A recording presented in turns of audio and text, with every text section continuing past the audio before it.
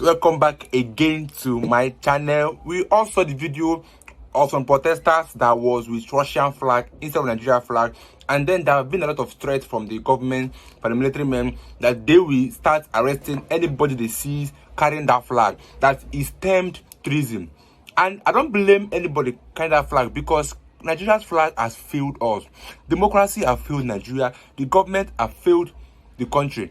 So I don't blame anybody that is carrying the Russian flag, or they call it treason or anything. They should wake up and do the needful.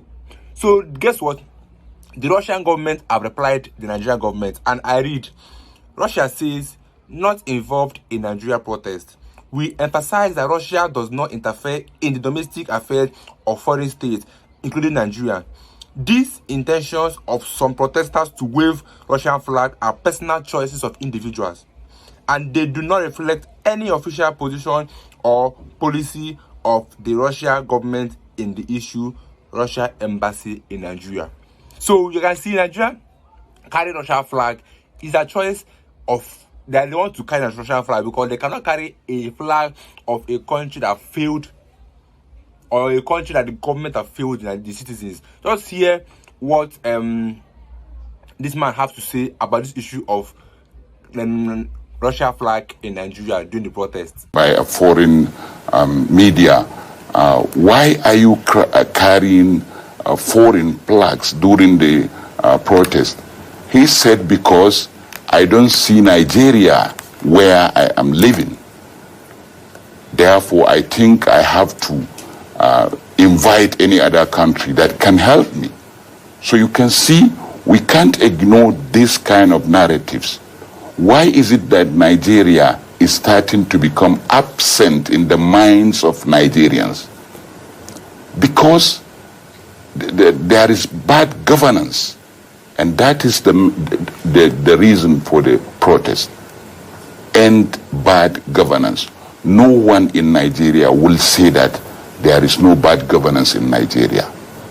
The level of political corruption, impunity, and insecurity, hardship, and everything. We can continue like this, but we are not, by implication, supporting any anarchy or violent activities, or even inviting any foreign support for that. Okay. In that speech, reflected on the reason why we are protesting. There was nothing said about insecurity. There was nothing said about inflation. There was nothing said about unemployment and the cost of living. Nothing said about cost of governance that is incredibly high. So I stand here to say that the president is out of tune of the reasons why we are suffering, of the reasons why we are protesting.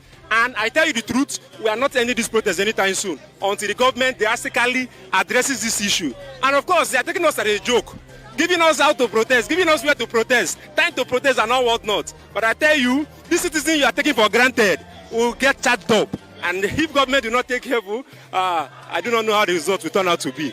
But let me quickly say again, that these things we are saying is not what the president cannot do in record time. This thing is not what the president cannot do in less than 2 days. What is there in cutting the cost of governance? What is there in enacting policy, in reducing even this fuel price for the minimum time? These are things president can do, and I do it just almost immediately. But waiting for the lives to be lost, waiting for that to be, for the situation to escalate, man, just to tell you how the government is.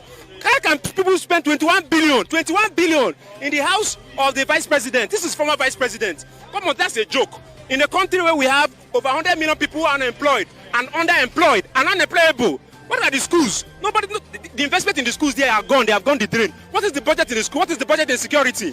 Look at how these police armed forces are gathered around, and we have insecurity in the north. People are being kidnapped. My own cousin was kidnapped, and we pay 16 million naira for ransom. You can imagine it. And we have security operation around here, protecting nobody. Nobody. The anger in me cannot be contained. It cannot be contained, and the government are better start listening to the people. Look at what is happening in Venezuela. Look at what is happening in Bangladesh. The people you are taking for granted are getting angry as the day is going by. The government had the opportunity to address this issue, and they are not saying anything about it. Let the people not begin to react in a way government will not want. Let the government be one. The spontaneity that this protest needed may not be coming forth, but that does not mean that this protest cannot take the greater height. To exercise their political franchise and you are chasing them. I've not seen that in my life. Not only in Nigeria you go see them. Fully armed men, they pursue people when no hold come, we no hold bottle, we no hold stick, we no hold anything, and they pursue us. What are you trying to say? Nothing. What are you trying to do? Leave her now. Feel it. That is it. So I at this point I'm really upset. I don't know what to say. Okay, we came this morning, we noticed that the whole place is dry. Upon say everywhere dry. On our mind not still rest. On our still want to intimidate us to the last. Okay? One of them are going to visit you now. And the only thing we know. On our match us from out there now. We'll go to our house with the frustration. Happy? No problem. You understand? No problem. But as soon as they try to seal our mouth, that's so God will seal our mouth, still in our occupation. Because this is really unfair. It will face your children.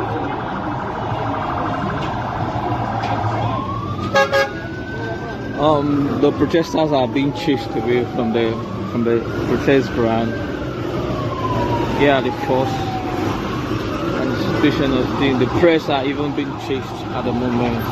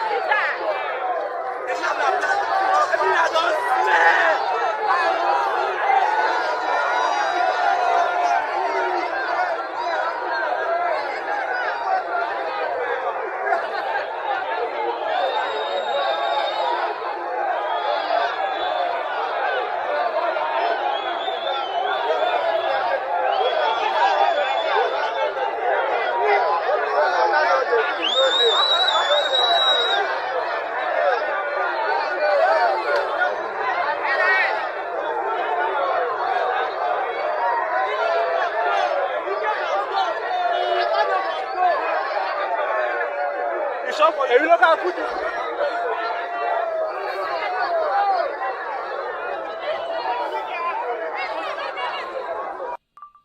You're not addressing that way. People do most things here, you're not addressing that way. Talk to me. If you don't know my rank, let me know so that you see. No, listen to me when I talk to you. You bloody well listen to me. As a professional police officer, you bloody well. Hey, gentlemen, somebody record what I'm saying. So that when I'm going to charge you, I will charge you even to your force headquarters. I say stop shooting. I've appealed to people. They should move back. You people continue shooting, firing like that. I say move your vehicle behind the Air Force vehicle so that I'll serve as a buffer between you and these people. Your guys are fighting. You have refused since how many minutes I've been here. Now, I'm giving you a direct instruction. Move your vehicle behind the Air Force vehicle. The Air Force is going to serve as a buffer between you and them. Now go ahead and do that and let me be able to talk to these people. I say please go and do what I have said. And warn your people, I don't want a single shot. I don't want a single tear. So guys, you've seen this level where we are, even the army and police are fighting each other because of lack of unity in this country. Let me like my next video and don't forget to subscribe. I'll leave you guys to watch my next episode on this issue of protest because I'm bringing every gist on your doorstep. See you guys in my next video.